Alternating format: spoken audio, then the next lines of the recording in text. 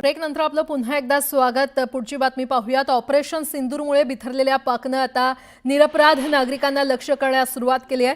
सीमावर्ती भागातील नागरिकांवर पाकनं हल्ले करण्यास सुरुवात केलेली आहे आणि या नागरिकांच्या घरांवर तोफा आणि गोळीबार पाकिस्तानकडून केला जातोय। या पाकड्यांच्या गोळीबारामुळे निष्पाप नागरिकांचा जीव जातोय आणि पाकिस्तानच्या या गोळीबारामुळे भारतातल्या 15 निष्पाप नागरिकांचा मृत्यू झालाय। आणि आता या संदर्भात अधिक बोलण्यासाठी आमचे प्रतिनिधी उदय तिमांडे सध्या आपल्यासोबत जोडले गेलेले आहेत आणि त्यांच्यासह आहेत संरक्षण तज्ञ कर्नल अभय पटवर्धन। उदय, तुमच्याकडे येते। सगळ्यात आधी अभय सरांना हेच विचारा की पाकिस्तानची ही दुटप्पी भूमिका आता जगासमोर यायला लागलेली आहे। पाकिस्तान कशा प्रकारे वेगवेगळे दावे करू लागलेला आहे?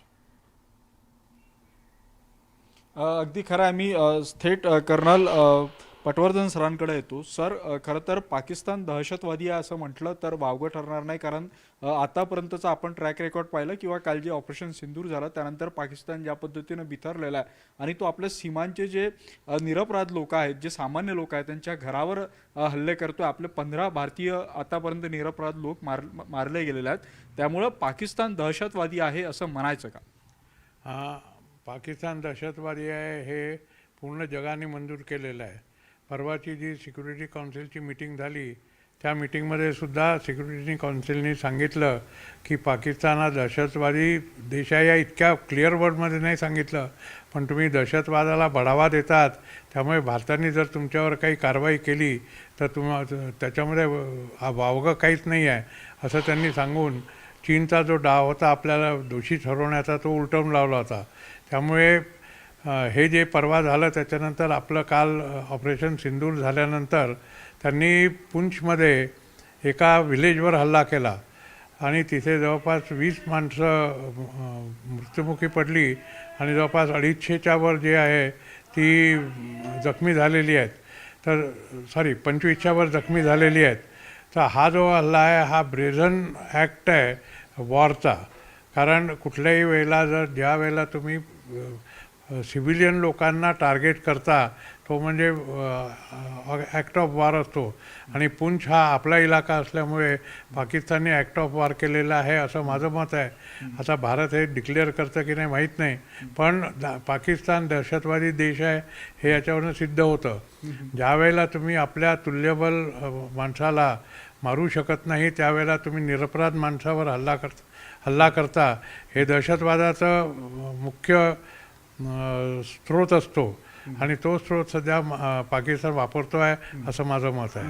सर, तुमच्या बोलण्यावरून ते स्पष्ट होतं की पाकिस्तान हा दहशतवादी आहे। मात्र आता दुसऱ्या बाजूनं पाकिस्ताननं खोटे कांगावे सुरू केलेले आहेत की आपले 5 लष्करी विमानं जे आहेत ते पाकिस्ताननं पाडली असा दावा केला जातोय। ज्यावेळी त्याचे सबूत मागितलं त्यावेळी तो बोलतो की सोशल मीडियावर याचे फोटो व्हायरल होत आहेत। आता हा कांगावा तर हे लोक करतीलच।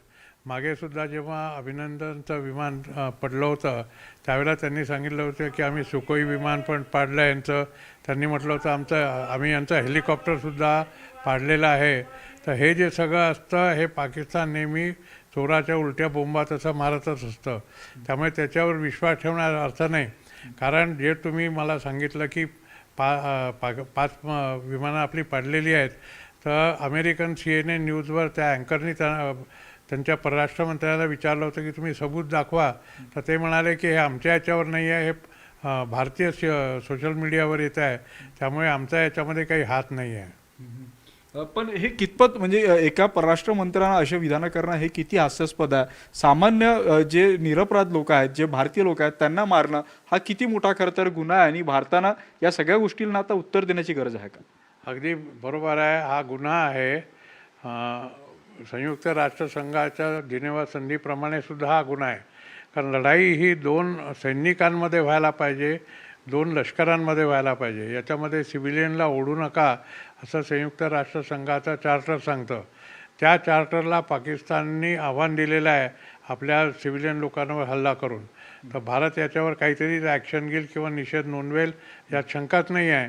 पण त्यामुळे हे तर सिद्ध झालेलंच आहे की पाकिस्तान आता कितीही नीच पातळीला उतरू शकतो आणि आपलं साध्य करू शकतो.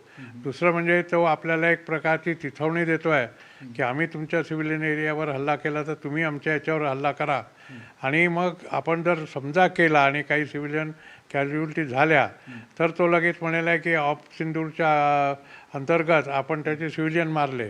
त्यांनी बहावलपूरमध्ये हा हल्ला केला होता, पण ज्यावेळेला आपण म्हटलं की त्याचे तुम्ही पुरावे दाखवा किंवा तिथल्या राजदूतांना बोलवून ते दाखवा तुम्ही, त्यावेळेला ते करू शकले नाही तसं. नाहीतर तिथे त्यांनी सुरू केलंच होतं की सिव्हिलियन एरियामध्ये यांनी स्ट्राईक केलेला आहे, त्यामुळे अनेक सिव्हिलियन मेलेले आहेत. पण ते आपण फोटोद्वारे दाखवून दिलं की ते खरं नव्हतं. म्हणजे आपल्यासोबत लढण्याचं सामर्थ्य पाकिस्तानचं नाही आहे, हे पाकिस्तानला कळून चुकलेलं आहे आणि म्हणून तो आपल्याला उकसवतोय की आपण त्यांच्यावर हल्ला करावा, जेणेकरून तो जगासमोर मांडू शकेल की याच्यात आम्ही नाही तर भारत दोषी आहे. अगदी बरोबर आहे. हे पाकिस्तानला 1947पासून माहिती आहे. कारण 1947मध्येच आपण त्याला खदेडून लावलं होतं काश्मीरमधनं. पण तरीसुद्धा त्यांनी 75मध्ये ट्राय केला, नंतर 71मध्ये ट्राय केला, नंतर 99मध्ये ट्राय केला. नंतर तेही जमलं नाही. जेव्हा त्याला पूर्णपणे कळलं की त्यांची आर्मी काहीच करण्याच्या लायकीची नाही आहे, त्यानंतर त्यांनी आपल्यावर भ्याड असे आतंकवादी हल्ले सुरू केले, ज्याला आपण प्रॉक्झी वॉर म्हणतो. ती प्रॉक्झी वॉर 2000च्या नंतर सुरू झाली. पहिला त्याचा तडका आपल्याला बसला होता आपल्या जेव्हा संसदेवर हल्ला झाला होता. आणि त्याच्यानंतर मग हे चक्र सुरूच राहिलेलं आहे, ते अजून चालूच आहे. म्हणजे कुठेतरी सिंपती मिळवण्याचा पाकिस्तान हा प्रयत्न करतोय आणि हा एक स्ट्रॅटेजी बनवतोय की भारताला कसं बदनाम करता येईल, जगाच्या पाठीवर भारताला कसं तोंडघशी पाडता येईल, याची ही पाकिस्तानची स्ट्रॅटेजी असं म्हणायचं का? आणि जर ही स्ट्रॅटेजी असेल तर भारत याच्यात फसू नये म्हणून काय करणं अपेक्षित आहे? हां, ही त्यांची स्ट्रॅटेजी आहे, यामध्ये शंकाच नाही आहे. कारण सुरक्षा समितीमध्ये, संयुक्त राष्ट्राच्या सुरक्षा समितीमध्ये चीन त्यांच्या बाजूने उभा आहे. त्यामुळे तिथे यांनी काहीही जरी म्हटलं तरी चीन त्यांना समर्थन करेल आहे. आणि जनरल असेंब्लीच्या बैठकीत यांनी काही म्हटलं तरी चीन, अझरबैजान आणि तुर्की त्याला समर्थन देतील. त्यामुळे आंतरराष्ट्रीय पटलावर पाकिस्तान आपल्याला कितीही ब्लेम करू शकतो, पण त्याला आपण उत्तर दिलं पाहिजे. ते जसा प्रोपोगंडा करतात आहेत, त्याचप्रमाणे आपले जे प्रसिद्धी प्रमुख लोक आहेत त्या लोकांनी प्रोपोगंडा केला पाहिजे. मुख्य म्हणजे हे जे तुम्ही मला सांगितलं की सोशल मीडियावर आलेलं आहे की 5 विमानं पडली, आपल्या इथल्या चॅनेल्सनी किंवा वृत्तपत्रांनी किंवा विचारवंतांनी याचा विचार केला पाहिजे आणि सरकारला अशा खोट्या बातम्यांना बळी पडून जाब विचारणं बंद केलं पाहिजे. कारण आज जर असं झालं नाही तर उद्या नक्कीच हे होईल आहे की पाकिस्तान आपल्याला ब्लेम करेल. आजच मी एका न्यूजपेपरमध्ये पाहिलं की त्यांनी सांगितलं की सुखोई आणि रायफेल विमानं यांनी पाकिस्तानमध्ये घुसून तिथल्या दहशतवाद्यांना मारलं. हा एक अतिशय चुकीचा शब्द आहे आणि अशा प्रकारे म्हणू नये. कारण पाकिस्तान याच्यामध्ये आहे की इंडियन मीडियामध्ये छापून आलेलं आहे किंवा इंडियन मीडिया सांगते आहे की आम्ही घुसून मारलं. तर आपण घुसून नाही मारलेलं, आपण सुरक्षित अंतर ठेवून मारलेलं आहे. त्यांच्या आतमध्ये आपण त्यांचा नाश केला असं म्हणणं जास्त संयुक्तिक ठरेल. सर, खरं तर अपेक्षा अशी आहे की आता ऑपरेशन सिंदूर नंतर पाकिस्ताननं या सगळ्या गोष्टीतून धडा घ्यायला हवा. आता या ऑपरेशनला जवळपास 36 तास वगैरे होतात. हे सगळं होत असतानाही सिव्हिलियन नागरिकांना टार्गेट म्हणजे पाकिस्तान करतोय. म्हणजे पाकिस्तानला सुधारायचं नाहीच आहे असं पाकिस्ताननं ठरवलेलं आहे. त्याला आपली असलेली दहशतवादी ही ओळख आणखी गडद करून घ्यायची. अगदी बरोबर आहे. पाकिस्तान हा कुत्र्याची शेपूट आहे, ती नेहमी वाकडीच राहणार. त्यांचा एक प्लॅन आहे की इजिप्तपासून मलेशियापर्यंत पॅन इस्लामिक खलिफत करायची आणि त्याच्यामध्ये पाकिस्तान हा अग्रेसर राहील आहे. कारण सगळ्या देशांमध्ये पाकिस्तान हा एकच मुस्लिम देश आहे जो अण्वस्त्रधारी आहे. त्याच्यामुळे त्यांची ही एक मंशा आहे की हे व्हायला पाहिजे. त्या दृष्टीने ते पावलं टाकतात आहेत. आणि जो कोणी असेल आहे, चाहे तो अरब असो किंवा कोणी असो, पण जो काफिर आहे त्याला आम्ही संपवणार हे त्यांचं आहे. त्यामुळे आपल्या विरुद्ध ते जन्मभर जातील आहे. आपण जरी त्यांना काबीज केलं, पाकिस्तानवर हल्ला करून पूर्ण पाकिस्तान हस्तगत जरी आपण केला, तरी जसा बांगलादेश आपल्याला आता हेडेक होतो आहे किंवा डोकेदुखी होते आहे तिथे सत्ता पालट झाल्याबरोबर, तसंच पाकिस्तानही पुढे होण्याची शक्यता आहे. सर, आपण ठरवलेलं की दहशतवादाचा बिमोड करायचा पाकिस्तानच्या भूमीवरून. तुम्हाला असं वाटतं का की ऑपरेशन सिंदूर सारखे जे आपण ऑपरेशन राबवतो यामुळे हे सगळं शक्य होईल? कारण पाकिस्तानमध्ये आता एक या सगळ्या बाबतीतली एक मोठी विचारधारा तयार होत आहे आणि विशेष करून भारताच्या बाबतीत ज्या पद्धतीनं गरळ ओकली जाते त्या पार्श्वभूमीवर भारतानं काय करणं खरं तर अपेक्षित आहे? भारताने संयम बाळगला पाहिजे. जो कालच्या प्रेस कॉन्फरन्समध्ये दिसला की आपल्या परराष्ट्र सचिवांनी हे सांगितलं की आमचं ऑपरेशन सिंदूर हे आता संपलेलं आहे, सस्पेंड झालेलं आहे, पण ते संपलेलं नाही आहे. कारण आम्हाला जो ध्येय दिलेलं होतं की दहशतवादाचा मूळ कापा ते आम्ही केलेलं आहे.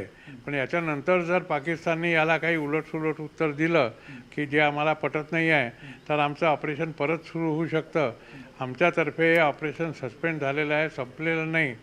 त्यामुळे पाकिस्तानने जरी काही जबाब दिला तरी भारत त्याला सिंदूर 2 अंतर्गत काहीतरी उत्तर नक्कीच देईल. तर सिंदूर 2 हे गव्हर्नमेंटचं नाही आहे नाव, हे माझं मी दिलेलं आहे, पण त्याला तुम्ही असं म्हणू शकता.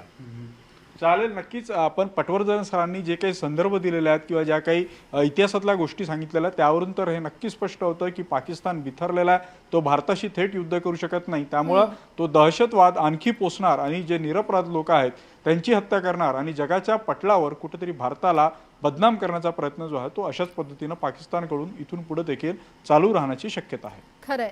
उदय, धन्यवाद या संपूर्ण आढाव्यासाठी आणि कर्नल सर तुमचेही धन्यवाद या संपूर्ण विश्लेषणासाठी.